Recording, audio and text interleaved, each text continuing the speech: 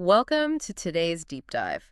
So imagine spending years of your life, like day in and day out, meticulously documenting the growth of a single plant. Oh, wow. Yeah, that's a lot of dedication. Right. But get this, you do all of that only to realize after all that effort that you absolutely hate it. I mean, that is just the ultimate subversion of how we usually consume things. Yeah. Usually you research something because you love it. Exactly. And that's exactly what we're looking at today. It is a piece of writing that is just a true masterclass in obsession. Oh, absolutely. Our source material for this deep dive is a blog post. It's dated July 19th, 2026, and it's written by an author who just goes by the name Ang. And we should mention, this isn't just a one-off post. No, not at all. It's part of a massive series called Notes on Gardening. And for you listening, brace yourself for this. This specific post is part 960 of that series. 960. I Yeah. mean, just think about the sheer volume of data there. It's staggering. It really is. The shifting seasons, the mean it changes day by day. You need so much patience to generate that much text on backyard horticulture. Well, the focus of today's specific post, this part 960, is Ang's completely exhaustive evaluation of the Mexican Petunia. Botanically, that's known as ruellia-simplex. Right, ruellia-simplex, a very, very familiar face in the gardening world. It really is. And the mission for our deep dive today is something I think you listening will find incredibly relatable. Because have you ever noticed a trend that just seems to be absolutely everywhere? Oh, like a viral product or something. Yeah, exactly. And you basically dedicate yourself to figuring out if it actually lives up to all that hype. Well, that is exactly the journey our author Ang takes us on today with this remarkably ubiquitous plant. Which, honestly, is a really vital exercise. Yeah. Because the commercial presence of ruellia-simplex, it didn't just happen by accident. Right. Ang actually sets the scene by pointing out how, seemingly overnight, it felt like plant nurseries and garden centers were just completely flooded with the Mexican petunia. Flooded is the right word. They were everywhere. Okay, let's unpack this. Because this plant is like the fast fashion of the gardening world. Suddenly it's in every big box store. It's on every commercial street corner. Yeah. But does popularity actually equal quality? Like, why this specific plant? What made it absolutely explode in the retail market? What's fascinating here is that it all really comes down to nursery economics and, well, biological vigor. Meaning it's just easy to grow. Exactly. From a commercial grower's perspective, Ruellia simplex is basically a dream product. It propagates incredibly easily from just simple basil cuttings. Oh, so you don't even need seeds. Nope, just snip it and stick it in dirt. And it has this incredibly rapid growth rate. So in the highly controlled environment of a commercial greenhouse, Where it's getting, like, pampered. exactly, pampered with synthetic fertilizers and automated drip irrigation. In those conditions, this plant looks lush and dense and ready for sale in a standard 1-gallon pot in just a fraction of the time it takes to grow other ornamental plants. So it's high margin, rapid turnover. Precisely. The industry pushes it hard because it is dirt cheap and incredibly fast to produce. Okay, so the commercial side makes sense. But Ang wanted to know if that popularity actually equals quality for you, the end consumer. Right. And Ang's methodology here is what really sets this whole evaluation apart. Yeah, Ang doesn't just buy one plant, stick it by the front door, and, write a quick review. No, the rigor here is, well, it's practically what you'd expect from a peer-reviewed botanical study. Ang is conducting multi-site observational trials. Yes. Ang evaluates this plant for, and I'm quoting here, many moons, and they place it in the front yard, the backyard, and then they even cross-reference those domestic plants by observing the Mexican petunia out in the wild. The wild being, in this case, roadside landscaping during their travels. Which is such a wild level of dedication. But why is that cross-referencing so important? Because on the surface, a front yard and a backyard don't seem like scientifically that different. Oh, but structurally they are. The soil biomes and microweather patterns can be vastly different. Really? Just front to back? Absolutely. Think about a front yard. It often deals with radiant heat from asphalt, right? Plus higher soil compaction from foot traffic and even alkaline runoff from concrete sidewalks. Oh, right. The concrete leaches into the soil. Exactly. But then a backyard might be sheltered by tall fences, which creates this sort of microhumidity dome. And the soil's probably better, too. Usually, yeah. It's often been heavily amended with organic matter over the years. So comparing those two is great, but then adding the roadside, that is an extreme stress environment. Like pollution and stuff. High pollution, irregular watering, and intense unbroken solar radiation. So by tracking the plant across all 3 locations, Ang is gathering a totally unbiased data set on how it behaves under extreme stress versus extreme pampering. That makes a lot of sense. So if we follow Ang's logic, the first thing a buyer actually notices, the reason you'd pluck it off that nursery shelf in the first place, is the bloom, right? Of course, flowers sell plants. And Ang describes these flowers so vividly. They have this highly distinctive trumpet or funnel shape, and they feature exactly 5 petals. And those petals have a very specific texture. Yeah, slightly crinkled, almost like paper. Right. And that corolla tube design, that funnel shape, it's actually an evolutionary lock and key mechanism. Wait, lock and key? How so? It's specifically evolved to accommodate long-tongued pollinators. So certain species of butterflies or hummingbirds, it physically forces them to brush against the pollen to reach the nectar at the very base of the funnel. Oh, that's clever. And that crinkled paper-like texture, that isn't just aesthetic. It's not. It looks so decorative. It does, but those microscopic ridges actually create micro-shadows. Under UV light, which insects can see, those shadows act like runway lights, guiding the insect straight toward the center of the flower. Okay, the mechanics of that are undeniably fascinating. But here is the massive catch that Ang documents. The lifespan. Yes. The bloom only lasts for a single day. 1 day. It is incredibly brief. Ang actually compares this short lifespan to the portulaca plant, but points out a critical flaw for the Mexican petunia. It totally lacks the vibrant, eye-popping coloration you usually get with those quick, ephemeral blooms. Right.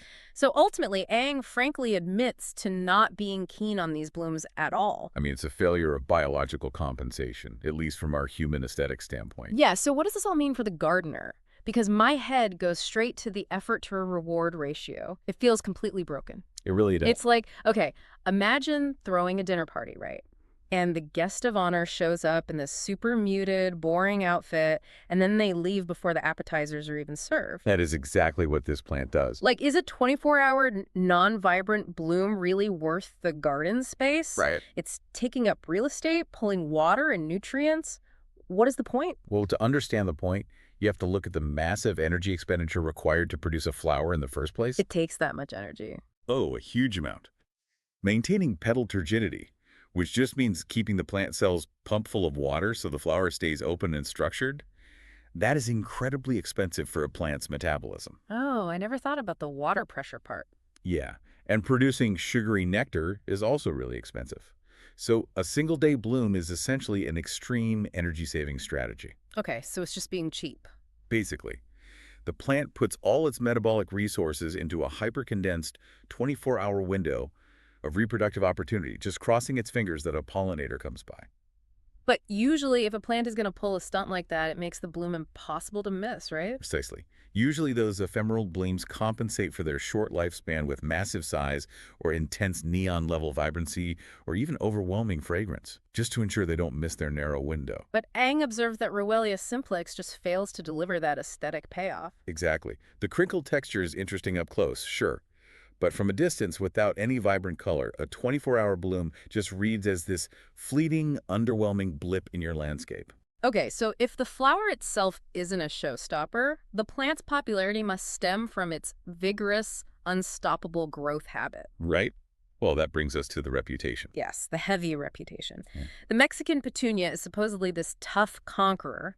It is widely said to be highly invasive. Extremely invasive, in theory. It's actually documented and legislated against in several regions. Wait, like legally?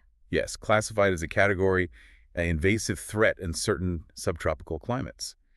Because it's known to form these dense, monotypic stands that aggressively choke out native flora. Okay, but here's where it gets really interesting, because Ang's real-world observations completely dismantle this terrifying myth. The discrepancy is wild. Right. Despite observing it for many moons across multiple seasons, Ang saw absolutely zero self-propagation through seeds in either the front or the backyard.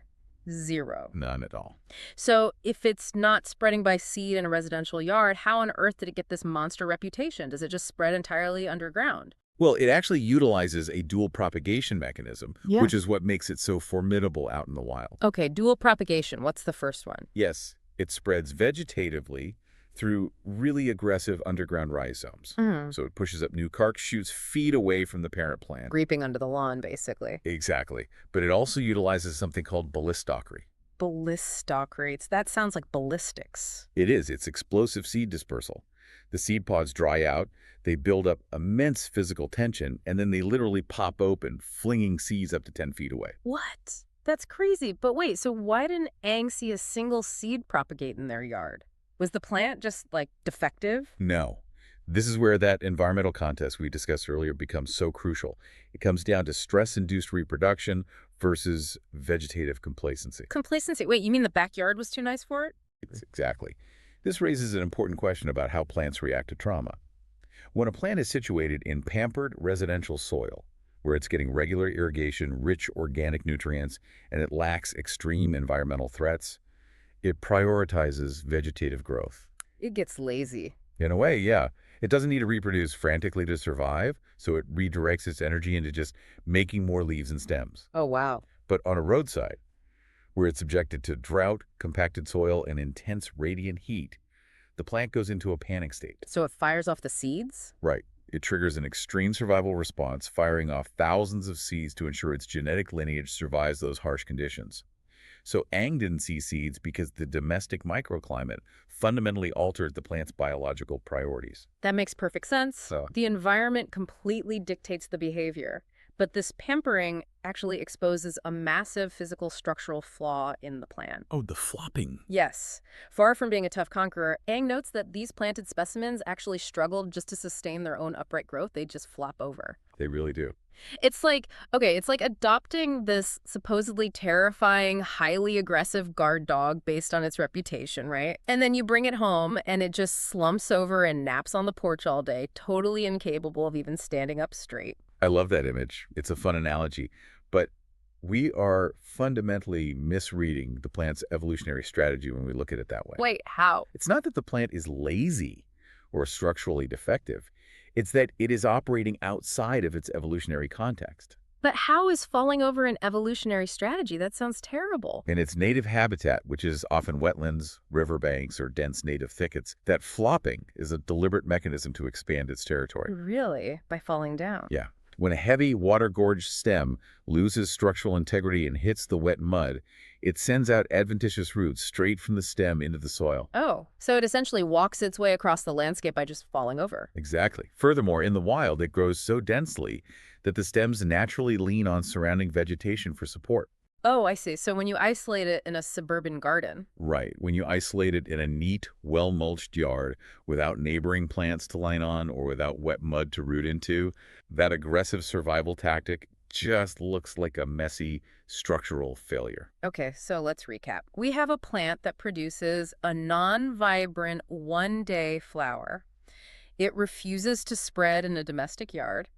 And it physically collapses under its own weight because it's trying to root into mulch that isn't wet enough. It doesn't sound great when you put it like that. I mean, I am ready to completely write this plant off. I would have ripped it out on day 3. Most people would.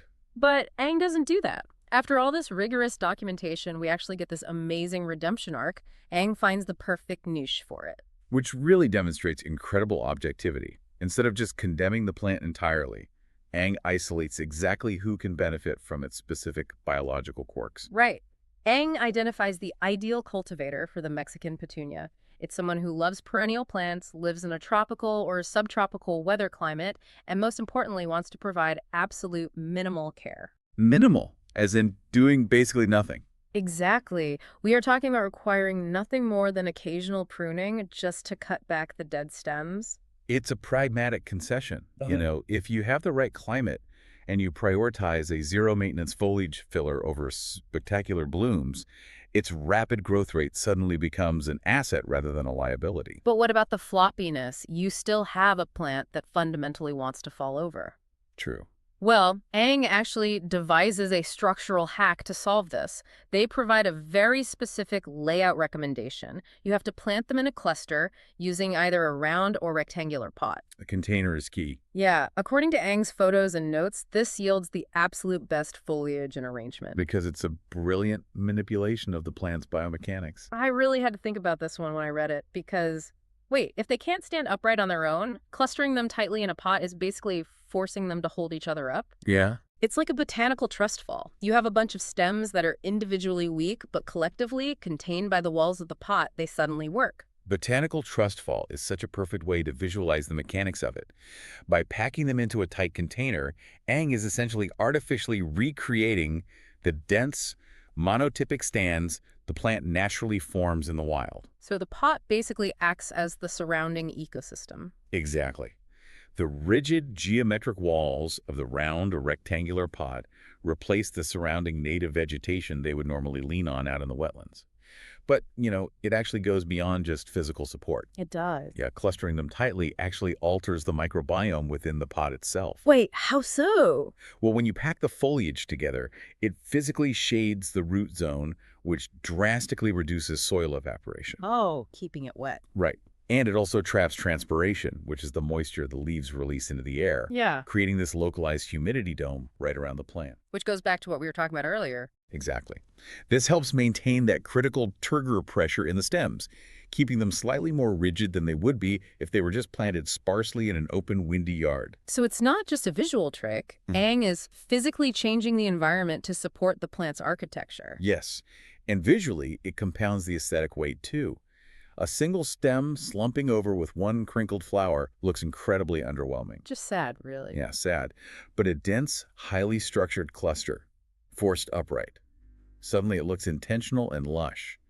The sheer volume of foliage completely masks the weak individual stems. And I bet it helps the blooms, too. It does. When those one-day blooms do pop, having several of them grouped tightly together finally gives that paper-like texture some collective visual impact. It's just a masterclass in masking a biological flaw by engineering the immediate environment. It really is. But, okay, here's the most fascinating part of this entire deep dive. Even with this brilliant structural hack, even after spending many moons observing, diagnosing, and perfectly engineering the environment to make this plant look its absolute best. Yeah. Ang remains completely uncompromising. The final sign-off for Part 960 reads, "Even so, it's still not really my kind of flowering plant. Till the next post.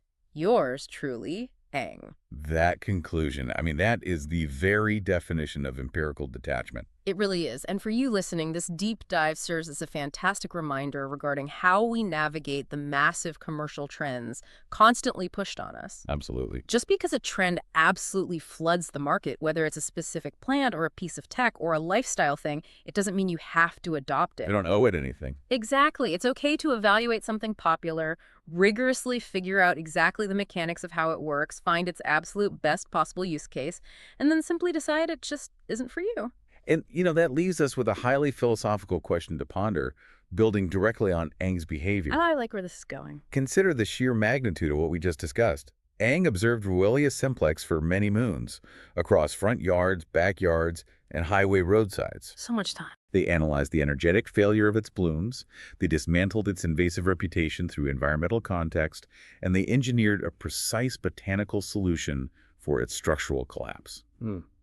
All to ultimately decide they didn't even like the plant. It's just a staggering amount of time and intellectual energy spent on something you actively dislike. Exactly. So what does that level of persistent, unbiased observation teach us about how we engage with our own world? In an era where we instantly discard anything that doesn't provide immediate gratification, are you willing to patiently study the things you dislike in your daily environment just to truly understand them? Wow. Are you willing to patiently study what you dislike just to understand it? That completely flips the script on how we interact with the world around us. Taking the time to observe the friction in your life, studying it until you understand the deep mechanics behind it, even if you never ever intend to embrace it. It's a powerful approach. That is a heavy, incredible thought to leave on. Well, that's our deep dive for today. Take a page out of Ang's 960-part playbook for your own life. Observe relentlessly, test the mechanics, and never be afraid to confidently say, "Not my kind of plant." Catch you next time.